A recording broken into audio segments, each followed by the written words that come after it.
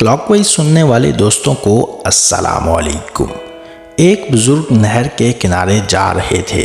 ان کو بھوک بھی لگی ہوئی تھی، مگر فقیر بندے تھے، خرچ کرنے کے لیے پاس کچھ نہیں تھا۔ نہر میں ایک سیب دیکھا جو بہتا ہوا جا رہا تھا۔ انہوں نے سیب لیا اور اس کو کھا لیا۔ بھوکے بندے کی تو سمجھ بھی کام نہیں کرتی۔ کھانے کے بعد یہ خیال گزرا کہ یہ سیب تو میرا نہیں تھا، یہ تو کسی اور کا تھا۔ میں نے بغیر اجازت کھا لیا۔ مجھے اس بندے سے یا تو معافی مانگنی ہے یا تو قیمت ادا کرنی ہے۔ چنانچہ ادھر ادھر جانے لگے۔ آگے ندی سے پانی آ رہا تھا۔ کچھ دور جانے کے بعد دیکھا کہ ایک باغ ہے جس میں سیب کے درخت ہیں۔ سمجھ گئے یہاں سے گرا ہوگا۔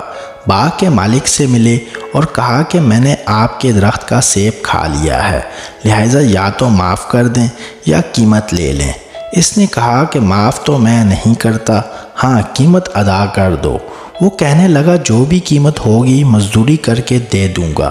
اس نے کہا میری ایک بیٹی ہے، گونگی ہے، زبان سے، آنکھوں سے اندھی ہے، کانوں سے بہری ہے، پاؤں سے لولی لنگڑی ہے، لہٰذا اس کے ساتھ تم نکاح کرو اور ساری زندگی اس کی خدمت کرو، اس کو خوش رکھو، یہ قیمت دینی پڑے گی۔ فکر میں پڑ گئے، مگر دل نے کہا کہ دیکھو یہ مجاہدہ برداشت کرنا آسان، قیامت کے دن اللہ رب العزت کے سامنے ملزم بن کر کھڑا ہونا یہ بڑا مشکل کام۔ آخرکار تیار ہو گئے، نکاح ہو گیا۔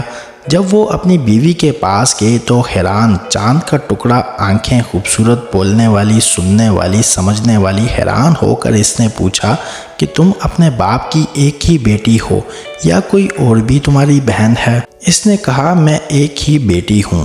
خیر رات گزر گئی۔ اگلے دن سسر سے ملاقات ہوئی۔